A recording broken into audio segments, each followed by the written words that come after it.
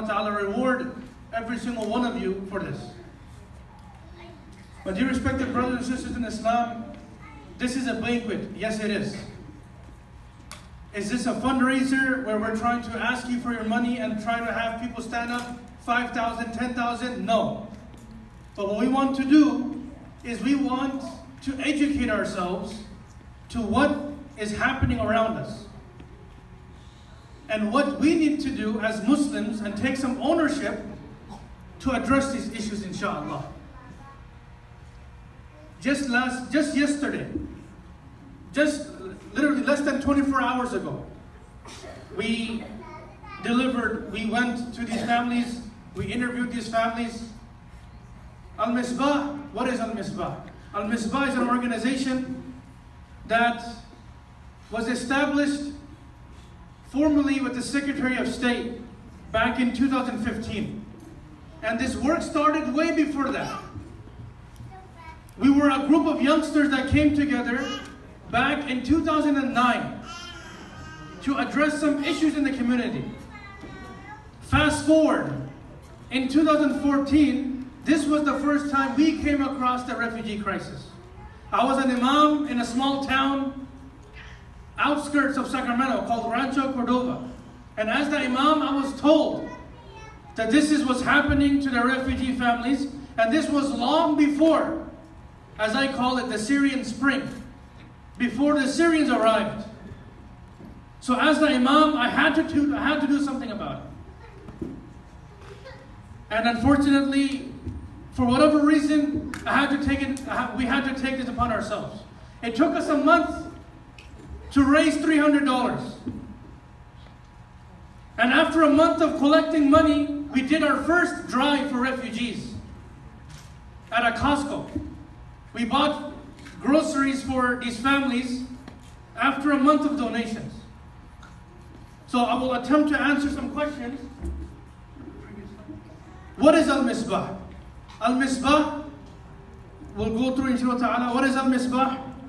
Who is Al-Misbaah? Who are the people behind Al-Misbaah? And lastly, why is Al-Misbaah doing what we are doing in the community? Next slide. So what is Al-Misbaah? Al-Misbaah is an organization, 501c3 charitable organization, and we primarily do three things. Number one, we conduct charitable aid.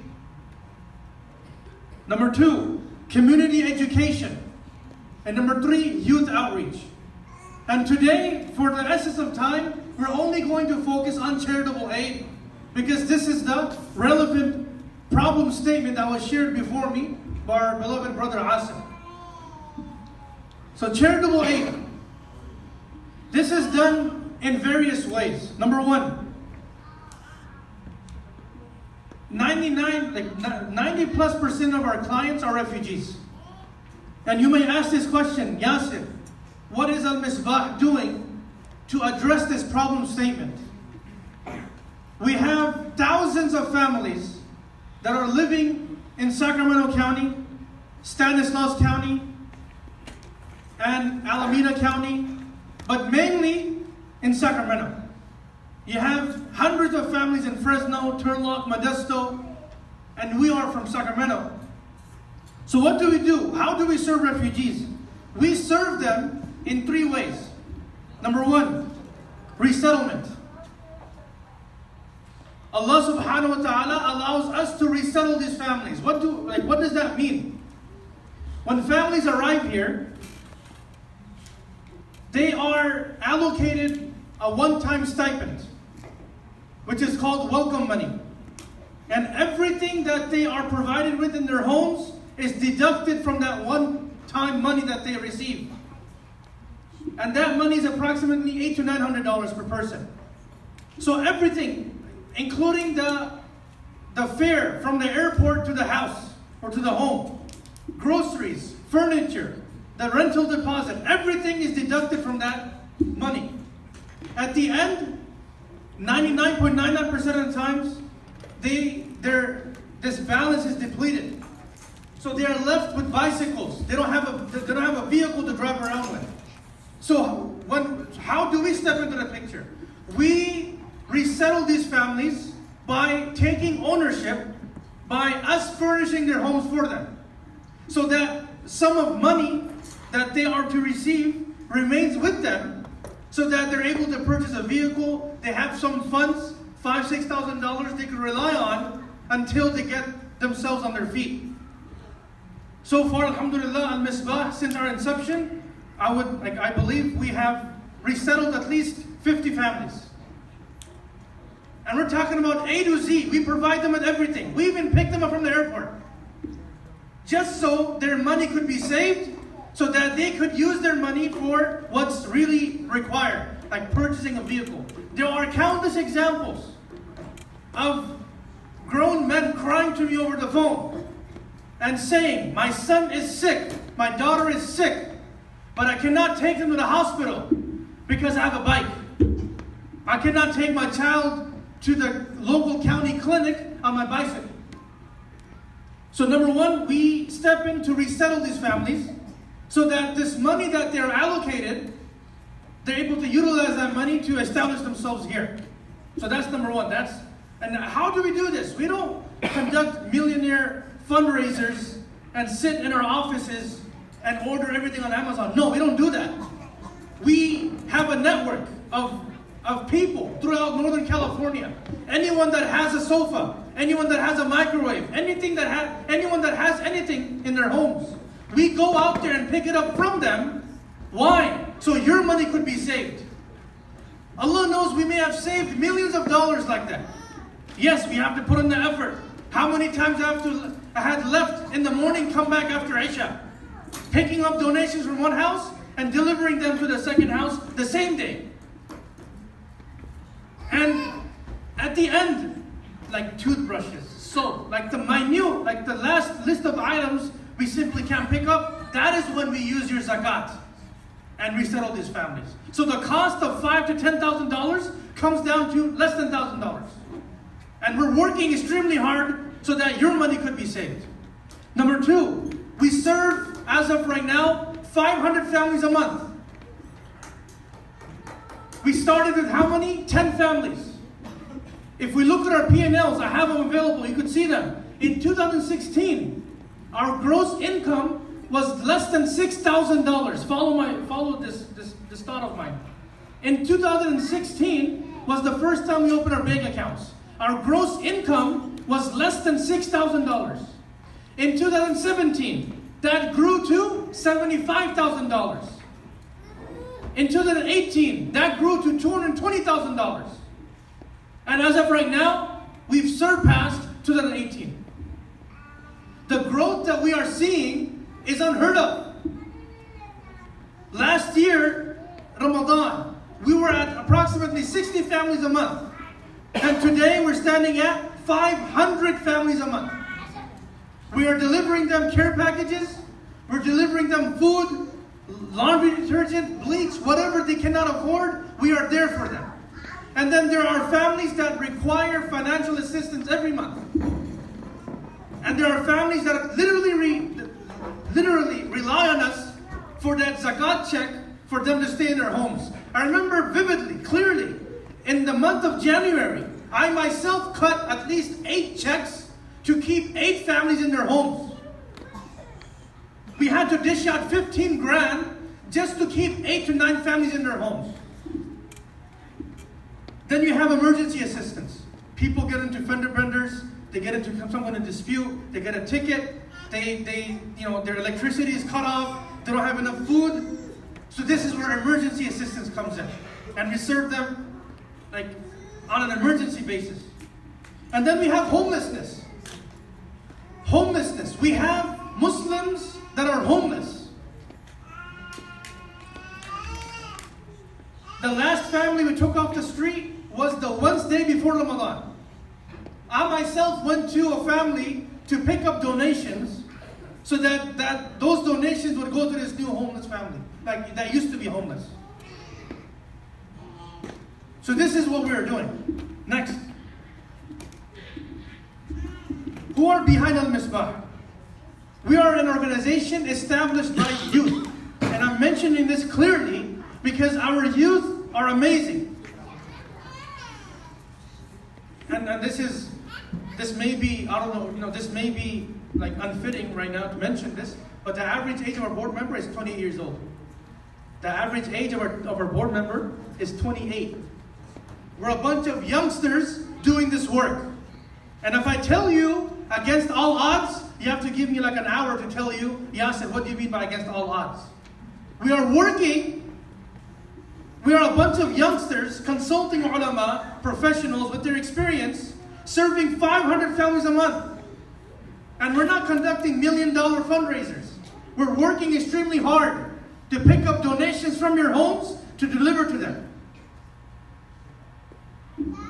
Now, the next slide. How can you help? This is my last slide. You may sit here and say, I'm sitting here in Torrance Sharif.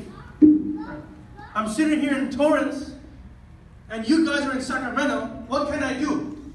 Well, I stand here before you with full conviction in Allah subhanahu wa ta'ala that this is Allah's work, and Allah subhanahu wa ta'ala makes it work. Wallahi al-azim, if I share you the things that Allah has shown me, how Allah subhanahu wa ta'ala is making these things work, the hair on the back of your neck will stand up. Wallahi, there are situations where we are in need of something. And on top of that, we never express this to anyone. And I swear by Allah, sometimes within a few hours, sometimes within a few days, I kid you not, Allah sends that specific assistance to us.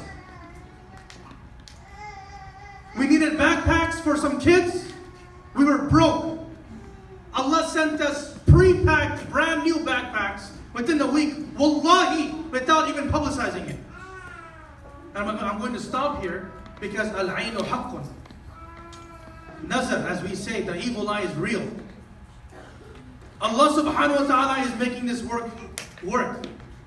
So this is why I'm saying, number one, make dua for us.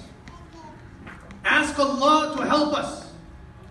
Because I firmly have conviction in Allah. Yesterday what I saw, there's no explanation behind it. It's the help of Allah. People dropping off thousands of dollars to us in our offices without us asking them is help from Allah.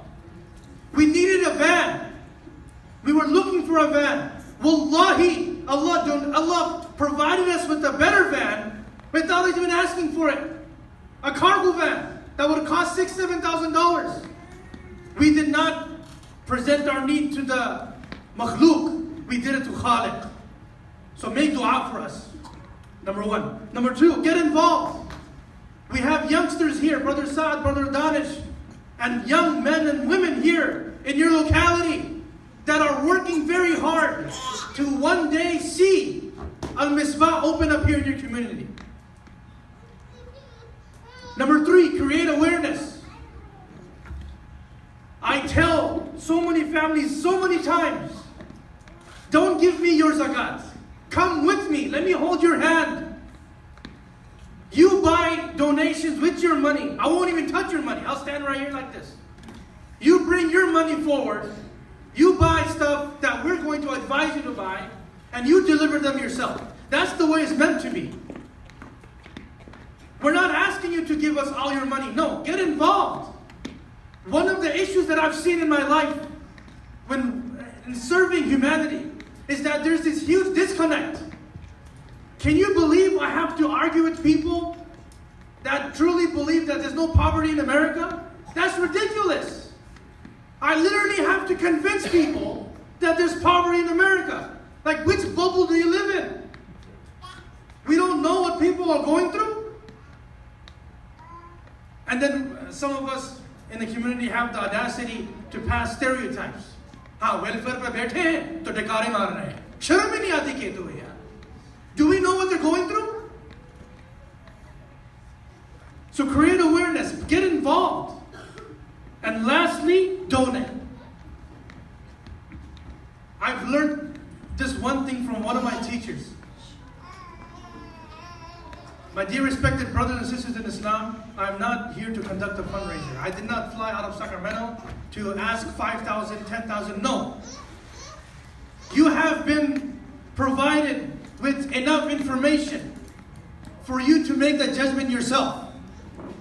We have the financials here with us. You can ask me all the questions you want. I promise I will not take it personally. You could check our bank accounts. You can ask us whatever you want. I will take you to the families. I won't even step into the home. You ask them all the questions you want. Are we even doing this work or not? This is not a fundraiser. In fact, this is your opportunity to take part in this effort. You have the pledge forms in front of you. You make the choice. We are a small organization trying to do big things, working against all odds. I advise everyone has a copy at your table. I'm not going to ask, okay, give me 5,000, 10,000. No. I want you people, I want you brothers and sisters to ask us questions that you may have. And then if you think you want to donate to this cause, if you think your money is worth going in this direction, mashallah. But I say this without sounding like as a prideful person. But this is what Allah subhanahu wa ta'ala giving us an opportunity to take part in this effort. It is a privilege of ours that Allah subhanahu wa ta'ala will use us for this work. Yes, I know. So please, make dua for us, get involved, create awareness, and we would request you, if you want, please donate. I'm going to be in the back, inshallah ta'ala. Dinner is served now, inshallah. We have just 2-3 minutes. Brother Saad and Brother Danish will speak. I know we're over time. We sincerely apologize for this. But I'm telling you, a half an hour program is not doing enough justice to what's happening to families. Families are losing their iman. Jazakumullah khairan. Brother Saad and Brother Danish.